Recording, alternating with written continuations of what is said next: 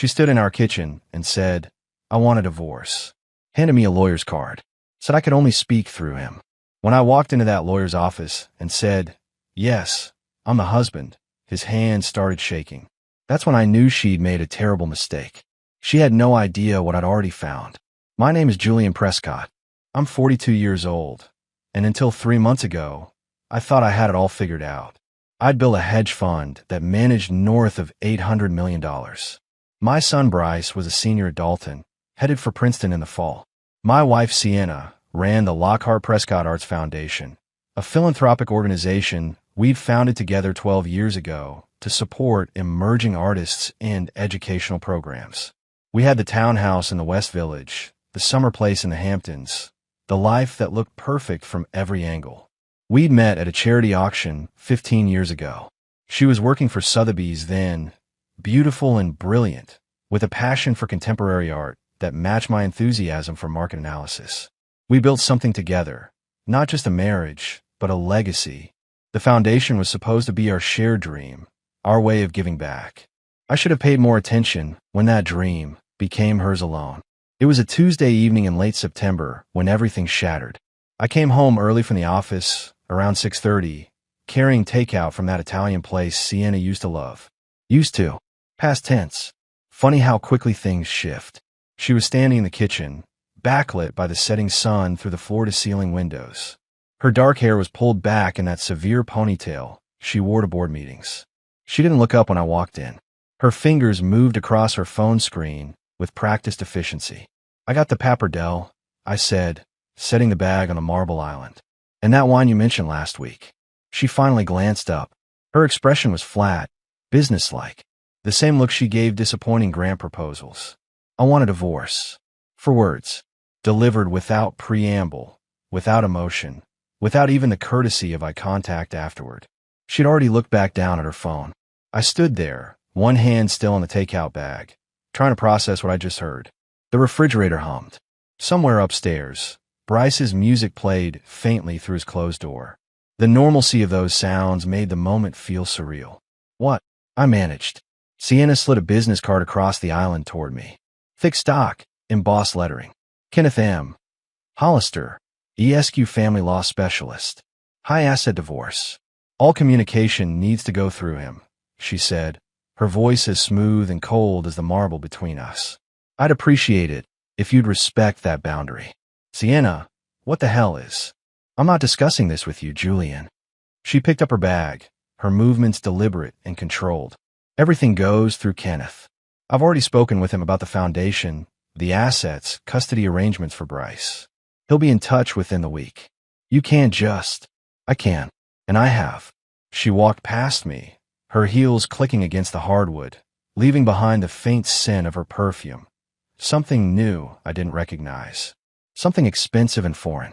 The front door opened and closed with a soft, final click. I stared at the business card. Kenneth M. Hollister. The name was familiar. I'd heard it whispered at cocktail parties, always with a mix of respect and dread. He was the attorney you hired when you wanted to win at any cost. The man who'd taken apart 3 different hedge fund managers in divorce proceedings, leaving them with fractions of what they'd built. And my wife had hired him without saying a word to me first. I turned the card over in my hands. My reflection wavered in the darkening window glass. A man who suddenly looked older than 42, holding takeout that would go cold, standing in a kitchen that no longer felt like home. Upstairs, I heard Bryce's door open, his footsteps on the stairs. "Dad," he called out. "Is Mom home?" I thought I heard. He appeared in the doorway, still in his Dalton lacrosse sweats, and stopped when he saw my face. "Dad, what's wrong?" I looked at my son, 17, on the verge of everything, still believing the world made sense, and realized I couldn't tell him yet. Not until I understood what was happening myself. "Nothing," I said, forcing my voice steady. "Your mom had to run out. You hungry?" That was the moment I stopped being her husband and became her opponent. The first 72 hours after Sienna left, I operated on autopilot. I told Bryce his mother was traveling for foundation business. Not entirely a lie, since she'd checked into the Four Seasons. I went to the office, ran my portfolio reviews, took calls from Dubai and Singapore. On the surface, nothing had changed. But at night, alone in our bedroom that now felt cavernous, I started digging. I'm a hedge fund manager. My job is finding patterns where others see noise, spotting discrepancies in financial statements, understanding when numbers tell a different story than words. I'd spent 20 years reading markets. Now I was reading my marriage, and what I found made my blood run cold. I started with the cloud storage we'd shared for the foundation. We'd always kept everything transparent: donor lists, grant applications, expense reports. It was our rule, our way of staying accountable. The access was denied. Password changed. I tried again, thinking I mistyped. Same result. She'd locked me out sometime in the last month, maybe longer. I'd been too busy with quarterly reports to notice. I pulled up our joint credit card statements instead. 3 charges jumped out immediately. A payment to a fertility clinic in the Upper East Side. $14,000. Dated 6 weeks ago. My hands went still on the keyboard. We'd never discussed having another child. Bryce was 17. That conversation was long over. I kept scrolling. More charges. A wire transfer labeled Creative Consulting Services for $32,000 to a company called Fontana Arts, LLC. Another one, same company, $28,000. Both in the last 4 months. I never heard of Fontana Arts. I opened a new browser tab and searched the name. The website was minimalist. White background, a few abstract paintings, a short bio. Matteo Fontana, contemporary artist, Milan-born, based in New York. His work explored the intersection of classical technique and modern desire. Whatever the hell that meant. There was a photo. Mid-30s, dark hair, the kind of carefully disheveled look that probably took an hour to achieve. He was attractive in that European way. Sharp cheekbones, intense eyes, an expression that suggested he knew secrets you didn't. I clicked through his gallery. The paintings were technically impressive, I supposed, though I'd never understood modern art. But one piece stopped me cold. It was titled Devotion. A woman's silhouette against a window, her face turned away, her posture suggesting both longing and distance. The light fell across her shoulders in a way that felt intimately familiar. I'd seen Sienna stand exactly like that, in exactly that light, in our bedroom, countless times. My phone buzzed. A text from Felix Ortiz, an old friend from Columbia Business School. We'd stayed close over the years, had dinner once a month, traded market insights. Hey man, tried calling. You good? Heard some rumors. Let's grab a drink. Rumors. Of course there were already rumors. In our circles, news traveled faster than stock tips. I texted back, tomorrow. The usual place. 7 p.m. I set the phone down and stared at Matteo Fontana's photograph. $32,000 plus $28,000. $60,000 to an artist I'd never heard my wife mention. A fertility clinic visit she'd never discussed with me. A painting that captured my wife's posture in our private moments. The pattern was emerging, and I didn't like what it revealed. I pulled out my phone again and called Trevor Reed. He answered on the second ring, his voice alert despite the late hour. Julian, what's wrong? I need a lawyer, I said quietly. Not for the divorce. For something else. Can you recommend someone who does forensic accounting? Someone discreet. A pause. Then, how bad is it? I looked at my screen, at the wire transfers, at the painting titled Devotion. I don't know yet, I said, but I'm going to find out. Kenneth M. Hollister's office was everything I expected. Chrome and glass, minimalist art on the walls, a view of Central Park that probably added $50,000 to the annual rent. The receptionist had that polished look of someone who'd been hired as much for aesthetics as competence. Mr. Hollister will see you now, she said, her smile professional and empty. I walked through the frosted glass doors carrying a slim leather portfolio. Inside it was 3 days of work, bank statements, wire transfers, incorporation documents for Fontana Arts LLC, and a series of photographs that told a story Sienna probably thought was invisible. Hollister stood to greet me. Tall, silver-haired, expensive suit. The kind of man who'd perfected the art of looking sympathetic while planning your destruction. Mr. Prescott, he said, extending his hand. Thank you for coming in. I know this must be a difficult time. I didn't shake his hand, just stood there, meeting his eyes. His arm lowered slowly. A flicker of something crossed his face. Uncertainty. Maybe. Good. I prefer to keep things cordial, he continued, gesturing to the chairs. Mrs. Lockhart has made it clear she wants this to be as amicable as possible. Mrs. Lockhart, I repeated. She's already dropped my name. That was fast. It's her legal right to. I'm not here to negotiate, I said, cutting him off. I set the portfolio on his desk. I'm here to deliver a message. Hollister sat down slowly, his eyes on the portfolio. Mr. Prescott, I understand emotions are running high, but open it. He hesitated, then flipped open the cover. I watched his face as he scanned the first page. A wire transfer receipt for $32,000 to Fontana Arts, LLC. His eyes moved to the second page. Incorporation documents showing Matteo Fontana as the sole proprietor. The third page, a rental agreement for a loft in Tribeca, co-signed by Sienna Lockhart and M. Fontana. His jaw tightened, almost imperceptibly. Page 4, I said quietly. He turned it over. It was a bank statement from the Lockhart Prescott Arts Foundation, with several transfers highlighted. Over $180,000, spread across 8 months, all labeled Educational Arts Consulting, and routed to shell companies that eventually led back to Fontana. Hollister was quiet for a long moment. Where did you get these? He asked finally. I'm a co-founder of the foundation, I said. I have access to everything. Well, everything she didn't think to lock me out of fast enough. He closed the portfolio carefully, his courtroom composure reasserting itself. Even if these transactions occurred, that doesn't necessarily indicate. Page 7. He opened it again. This time it was a printed screenshot from a deleted Instagram story. Sienna and Matteo at a gallery opening, his hand on her lower back, both of them laughing. The timestamp was from 11 months ago. She thinks she deleted it, I said. But the internet never forgets. Especially when you pay someone who knows where to look. Hollister set down the folder. For the first time since I'd walked in, he looked genuinely uncomfortable. Mr. Prescott, what exactly are you proposing? I leaned forward. Here's what's going to happen. You're going to call my wife and tell her that I'm willing to discuss terms. But those terms include full financial disclosure from the foundation, every transaction, every donor, every grant for the last 3 years. You're going to tell her I want a forensic audit, and I want it completed by an independent firm of my choosing.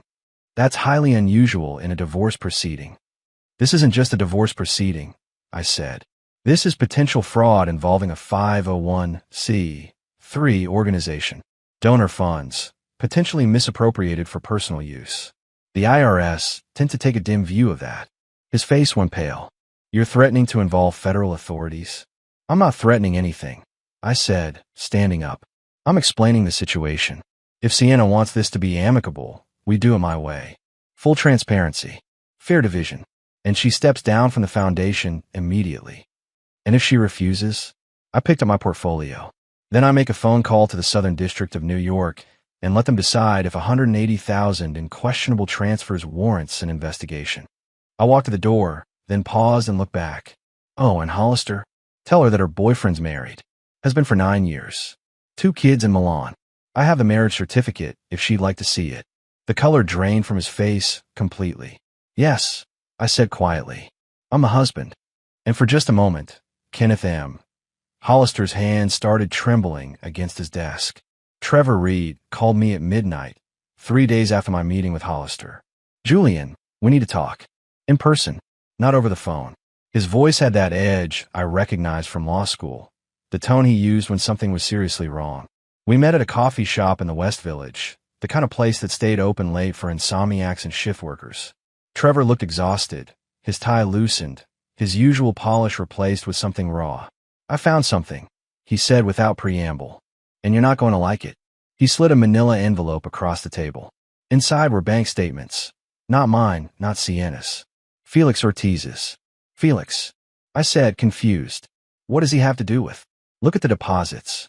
I scanned the pages. Regular salary deposits from his consulting firm. Nothing unusual. Then I saw them. Monthly payments, $3,500 each, going back 8 months. The source was listed as LS Consulting Services. LS, Trevor said quietly. Lockhart Sienna. I cross-referenced the LLC registration. It's one of her shell companies. My hands went still on the paper. Felix has been taking money from Sienna. For 8 months. I talked to a guy I know at his bank, off the record. The payment started about 2 weeks after you told Felix you were thinking about restructuring the foundation's investment strategy. The implications hit me like cold water. Every conversation I'd had with Felix over the past 8 months, every piece of market intelligence I'd shared, every private concern about the foundation's finances, all of it had gone straight back to Sienna. He's been reporting to her, I said. Trevor nodded. I'm sorry, man. I know you two go way back. I thought about all the dinners, the market discussions, the times Felix had asked casual questions about the foundation. How's Sienna handling the new grant programs? Any concerns about overhead costs? You thinking about bringing in outside auditors? I thought he was being friendly. He'd been mining for information. There's more, Trevor said. He pulled out another document. Medical records. Marked confidential. I shouldn't have these, and I'll deny ever showing them to you. But you need to see them. It was a psychological evaluation, dated 4 months ago. My name was at the top. Dr. Richard Pembroke, licensed clinical psychologist. I never saw a psychologist, I said, scanning the document. I know. Neither did Dr. Pembroke, apparently. I tracked him down. Sienna paid him $15,000 to create a report suggesting you have controlling tendencies and emotional instability that could impact parental fitness. The words blurred on the page. She'd manufactured evidence, paid a professional to lie, creating a paper trail that could destroy me in a custody battle. Pembroke's scared now. Trevor continued. He knows this could cost him his license.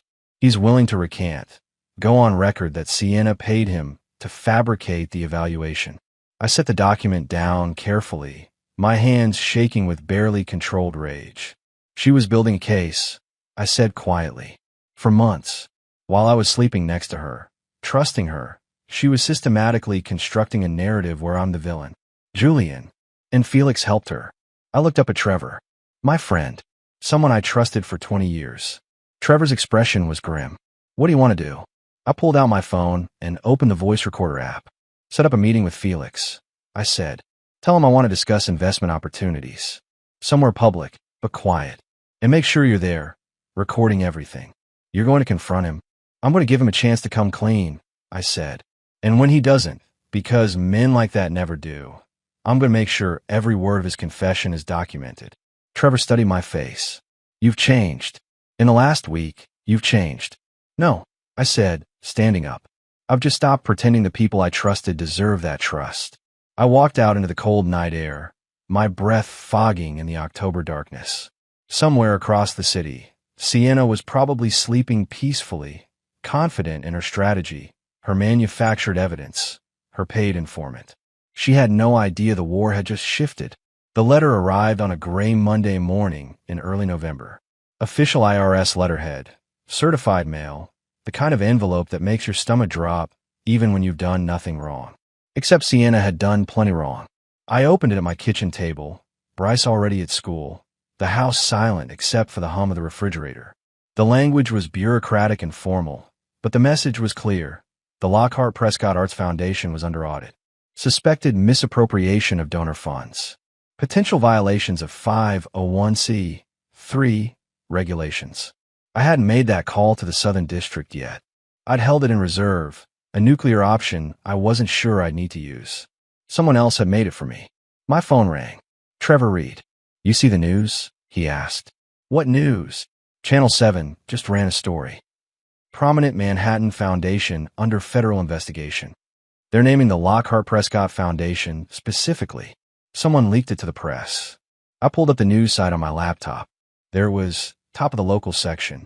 A photo of our foundation's building, Sienna's professional headshot from the website, and a quote from an unnamed source suggesting irregular financial transfers and potential fraud.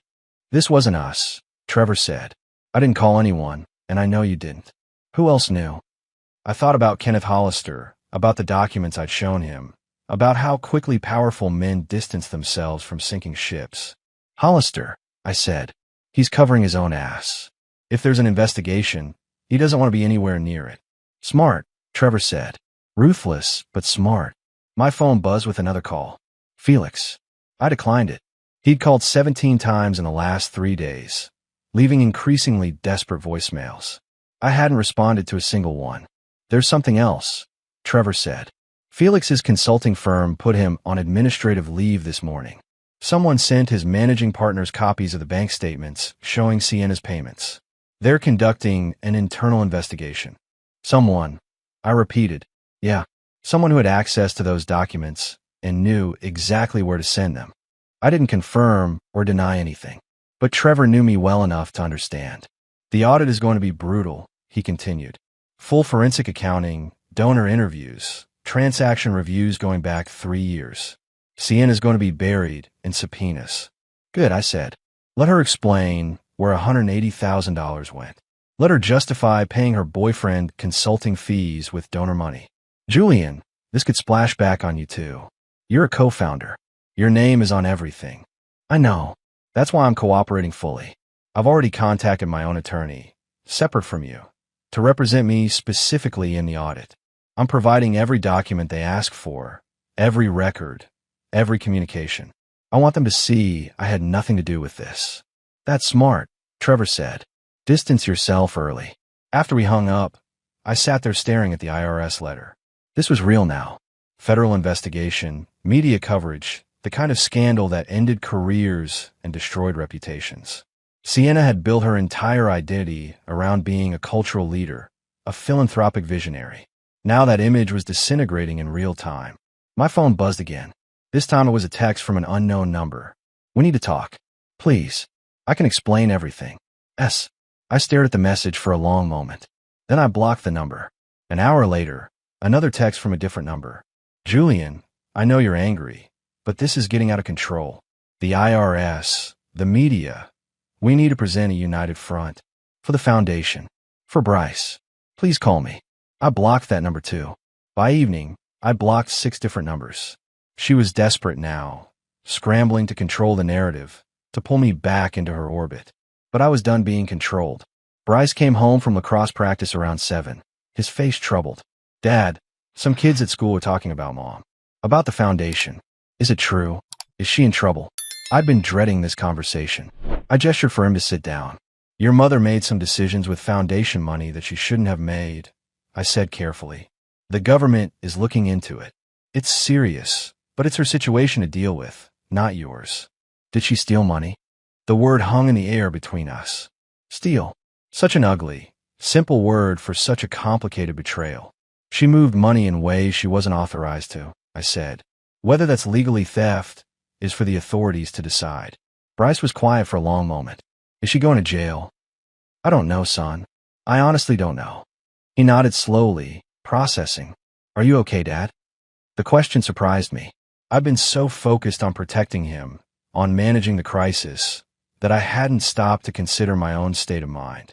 I will be, I said. We both will be. That night, alone in my study, I received an email from the Foundation's Board of Directors. Emergency meeting scheduled for Wednesday. Agenda: discussion of current federal investigation and potential leadership changes. Sienna was about to lose everything, and I felt nothing but cold satisfaction. The fallout came faster than I expected. Wednesday morning, I received a forwarded email from one of our Foundation's board members. It was a press release from the Mercer Gallery in Chelsea, one of the 3 galleries that represented Matteo Fontana. In light of recent allegations regarding financial impropriety, the Mercer Gallery has elected to suspend its professional relationship with artist Matteo Fontana pending the outcome of ongoing investigations. We maintain the highest standards of ethical conduct. The statement went on, carefully worded to distance the gallery from any scandal while leaving the door open to resume the relationship if Matteo was somehow cleared. By noon, 2 more galleries had issued similar statements. The Luminoso Art Space and the Brooklyn Contemporary both suspended Matteo's upcoming exhibitions. His fall show, the one Sienna had been promoting on Instagram for months, was canceled outright. I pulled up his Instagram account. The comment section under his latest post was a bloodbath. Your patron's a thief, and you're complicit. How much of that foundation money went into your pocket? Does your wife in Milan know about your New York muse? That last comment had 1,700 likes. Someone had leaked the marriage certificate.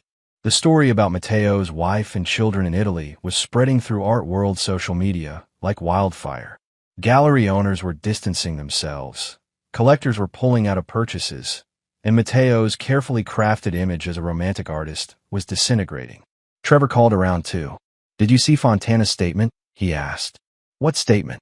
"Check his website." I pulled it up. There, on the front page, was a message posted an hour ago. "I am deeply troubled by recent allegations involving the Lockhart Prescott Foundation. I want to be clear that I had no knowledge of any financial irregularities. All consulting fees I received were for legitimate services." "He's throwing her under the bus," I said. "Of course he is," Trevor replied. "He's trying to save his career. He'll claim he was just an innocent artist who accepted consulting fees in good faith. Sienna's the one who'll take the fall for fraud. What about the loft? The co-signed lease? He'll say it was a professional arrangement. Studio space. Nothing romantic. He'll deny everything that can't be proven in a photograph."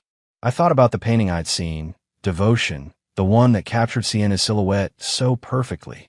Mateo had made money off his relationship with my wife, both through her payments and through his art.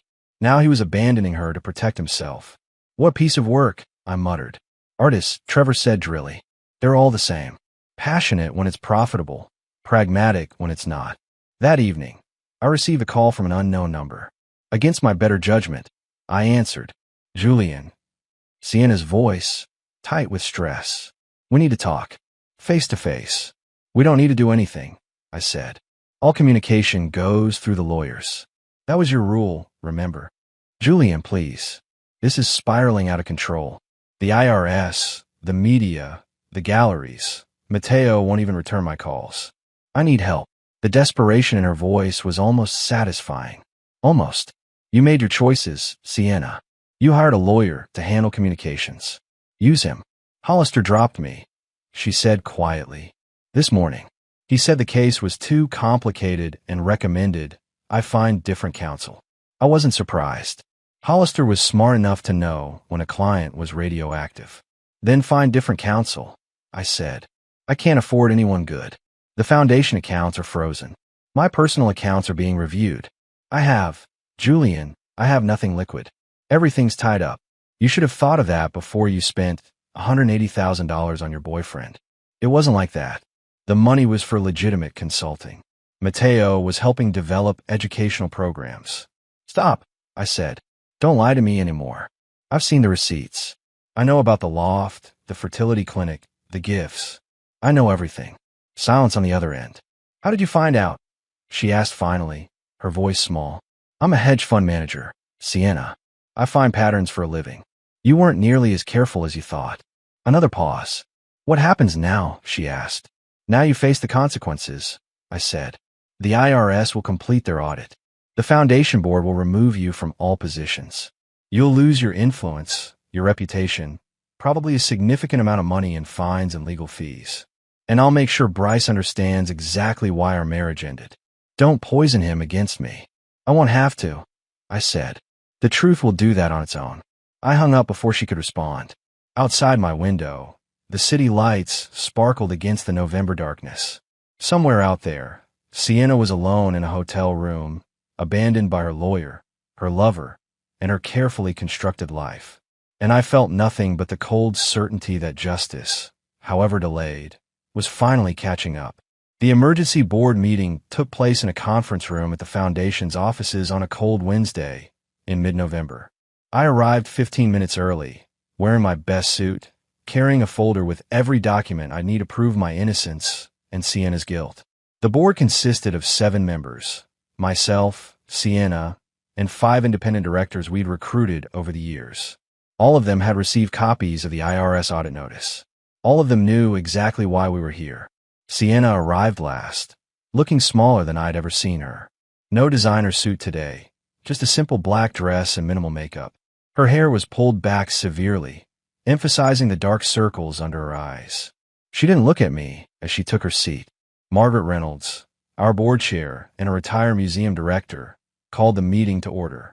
"We're here to discuss the foundation's response to the current IRS investigation," she said, her voice crisp and professional. "Julian, you requested time to address the board. Please proceed." I stood, opened my folder, and began. "For the past 12 years, I've been proud to serve this foundation alongside my wife. We built something meaningful together, or so I thought. 3 weeks ago, I discovered that over $180,000 in donor funds have been transferred to shell companies connected to an artist named Matteo Fontana. I distributed copies of the wire transfers, the LLC registrations, the rental agreements. These transfers were authorized by Sienna alone, without board approval, and were labeled as educational consulting. In reality, they funded her personal relationship with Mr. Fontana. This represents a clear violation of our fiduciary duties and potentially criminal misuse of charitable funds. Sienna's face had gone white, but she didn't speak. Furthermore, I continued, I've discovered that Sienna used funds from our son's education trust, $43,000, for cosmetic surgery procedures, rhinoplasty, facial fillers, and other treatments. Money that was designated for Bryce's college education. That got reactions. Margaret's expression hardened. 2 other board members exchanged looks. I want to be clear, I said.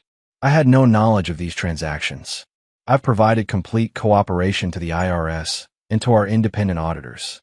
I'm prepared to step down from any leadership role if the board believes it's necessary, but I will not allow my reputation to be destroyed by actions I didn't take and didn't approve. I sat down. Margaret turned to Sienna. Mrs. Lockhart, do you wish to respond? Sienna stood slowly. Her hands were shaking. The transfers to Matteo were for legitimate consulting work, she said, her voice barely above a whisper. He was developing curriculum for our arts education programs. The amounts may seem high, but where are the deliverables? Margaret interrupted. Where are the curriculum documents, the program proposals, the work product that justified $180,000? Sienna was silent. And the use of your son's trust fund? Margaret pressed. Can you explain that? I intended to replace it, Sienna said. It was temporary. I was going through a difficult time emotionally, and I made poor decisions. But I never intended to. Intent doesn't matter, Margaret said coldly. Impact does. You've compromised this foundation's integrity, violated donor trust, and potentially committed fraud. I'm calling for a vote. The motion was simple. Immediate removal of Sienna Lockhart from all positions within the foundation, including the board of directors. The vote was unanimous. 6-0. I abstained. Sienna gathered her things in silence and walked out. She didn't look back. After she left, Margaret turned to me. Julian, the board would like you to remain. We believe you acted in good faith, and we'll need your expertise to navigate the audit and rebuild trust with our donors. Will you stay on? I thought about it for exactly 3 seconds. Yes, I said, but only if we completely restructure our oversight. No single director should have the authority Sienna had. We need checks and balances. Agreed, Margaret said. We'll start immediately. I left the meeting feeling lighter than I had in weeks. The foundation would survive this, and I'd made sure everyone knew exactly who was responsible for nearly destroying it. I was in my office when Trevor called, his voice urgent. Turn on channel 4. Now, I pulled up the live stream on my laptop. It took me a moment to process what I was seeing. Sienna, sitting across from Miranda Cole on the Cole Report, a local morning talk show that specialized in human interest stories and celebrity interviews. Oh no, I breathed. She's trying to control the narrative, Trevor said. Watch. Miranda was in full sympathetic mode, nodding as Sienna spoke.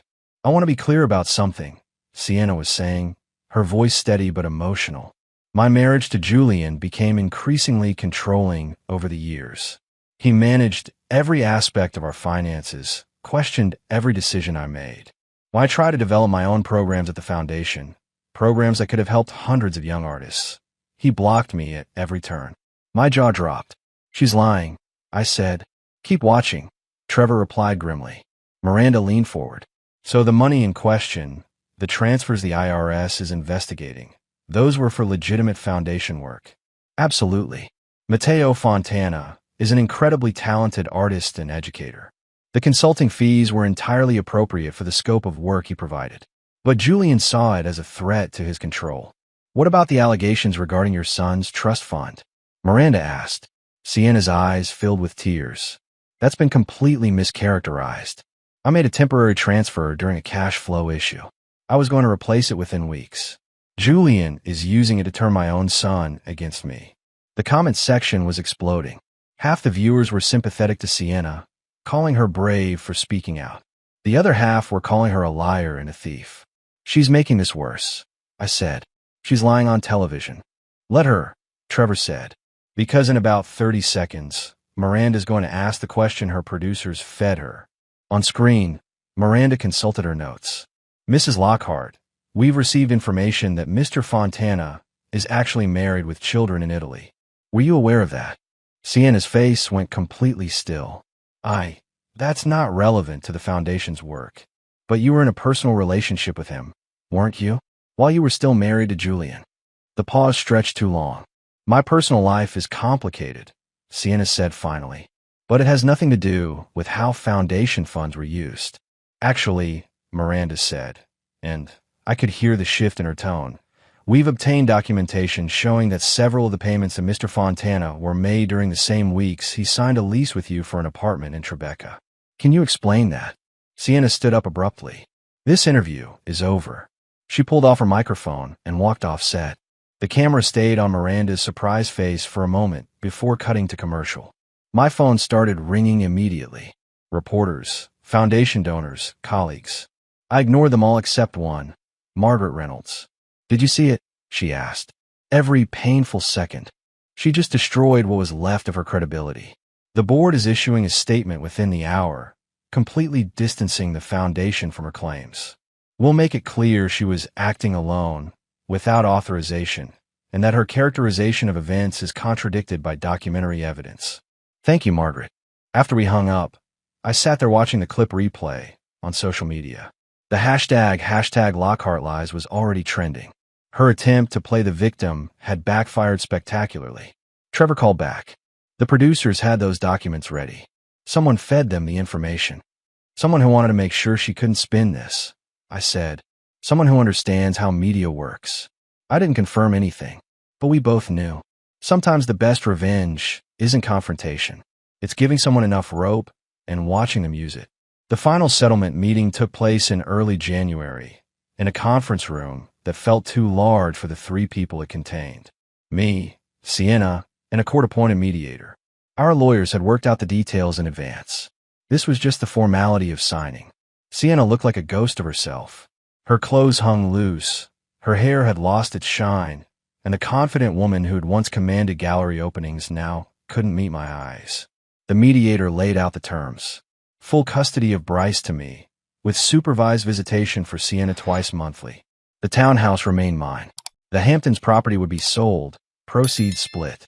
Sienna would relinquish all claims to my hedge fund and personal accounts. Most significantly, she would resign from all positions with the Lockhart-Prescott Foundation, now being renamed the Prescott Educational Trust. She would have no involvement, no access, no say in its future. The IRS settlement, the mediator continued, requires Mrs. Lockhart to pay back $184,000 in misappropriated donor funds, plus penalties. The payment plan has been arranged through her attorney. Sienna's hands trembled as she signed each page. The trust fund for Bryce, the mediator said, shows an unauthorized withdrawal of $43,000. Mrs. Lockhart has agreed to repay this amount with interest within 18 months. Another signature. Another piece of her life signed away. When it was done, Sienna stood slowly. For the first time since we'd sat down, she looked directly at me.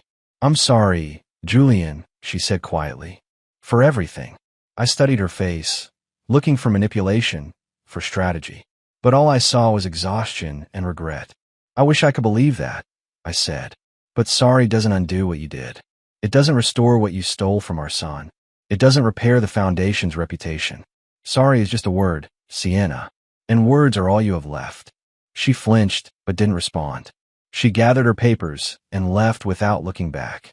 I sat there alone for a moment, staring at the signed documents that ended 15 years of marriage. I didn't feel triumphant. I didn't feel vindicated. I just felt tired. Trevor met me for dinner that night at our usual place. How are you holding up? He asked. I don't know. I said honestly. It's over. I won, I guess. But it doesn't feel like winning. Because it's not, Trevor said. It's surviving. There's a difference. We talked for hours about everything and nothing. About the Foundation's future. About Bryce's college plans. About the strange emptiness that comes when a war finally ends. What about you? Trevor asked. What happens now? I thought about the question. Now I rebuild. The foundation, my relationship with Bryce, my life. In that order. And Sienna? Sienna is no longer my concern, I said. She made her choices. Now she lives with them. 3 weeks later, I received a letter forwarded from my attorney. It was from Matteo Fontana, handwritten, postmarked from Milan. Mr. Prescott, I want you to know that I never intended to cause harm to your family. What happened between Sienna and me was complicated, but I take responsibility for my part in it.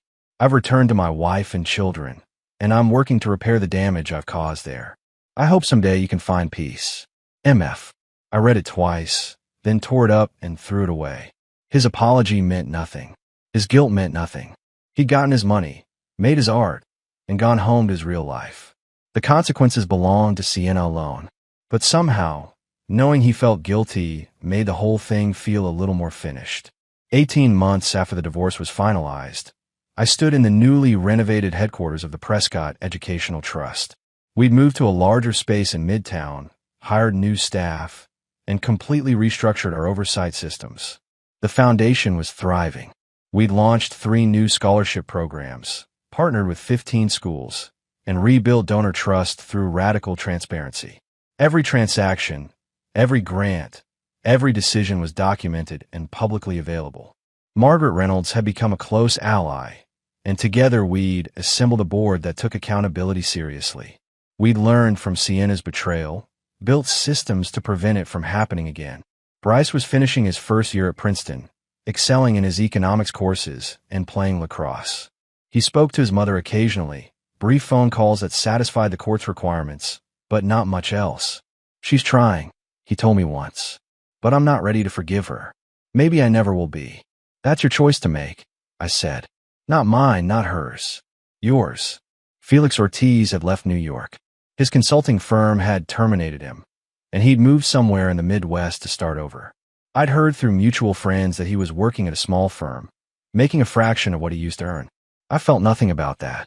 Not satisfaction, not pity, just indifference. One evening in late spring, I was working late at the foundation when I received an unexpected visitor. Sienna, standing in the lobby, asking if she could speak with me. I almost said no, but something made me agree. We sat in my office, the city lights spreading out below us. She looked better than she had at the settlement, healthier, more composed. But there was a sadness in her eyes that I recognized as permanent. I wanted to tell you in person, she said. I'm leaving New York, moving to Portland. There's a small nonprofit there that's willing to give me a chance. Data entry, administrative work. Nothing glamorous. Good, I said. I hope you succeed. She smiled faintly. I don't expect you to forgive me. I don't even expect you to believe me when I say I regret everything. But I wanted you to know that I'm trying to be better. For Bryce, if not for you. Bryce deserves that, I said. He deserves a mother who's honest, who's present, who doesn't put her own needs above his. Can you be that person? I'm trying to learn how, she said quietly. We talked for a few more minutes, polite and distant, like strangers who once knew each other. When she left, I knew it would probably be the last time I ever saw her. And I was okay with that. That night, I called Bryce at school. Hey, Dad, he answered. What's up? Nothing specific. Just wanted to check in. How are you doing? Good. Really good, actually. I got an A on my macro midterm. That's fantastic. We talked for a while about classes, lacrosse, his plans for the summer. Normal things. Father and son things. When we hung up, I sat at my desk and looked around my office. The foundation plaques on the wall, the photos of students we'd helped, the plans for new programs spread across my desk. This was what remained after the betrayal, after the lies, after everything burned down. Not revenge, not victory, just the quiet satisfaction of building something real, something good, something that would outlast all the damage Sienna had done. I thought about that first night, when she'd handed me the lawyer's card and walked out. How lost I'd felt, how unprepared. I'd survived it, more than survived. I'd grown stronger, clearer, more certain of who I was and what mattered. Sienna had tried to erase me from the narrative of our life together. Instead, she'd erased herself, and I'd moved forward without her. It was everything I needed.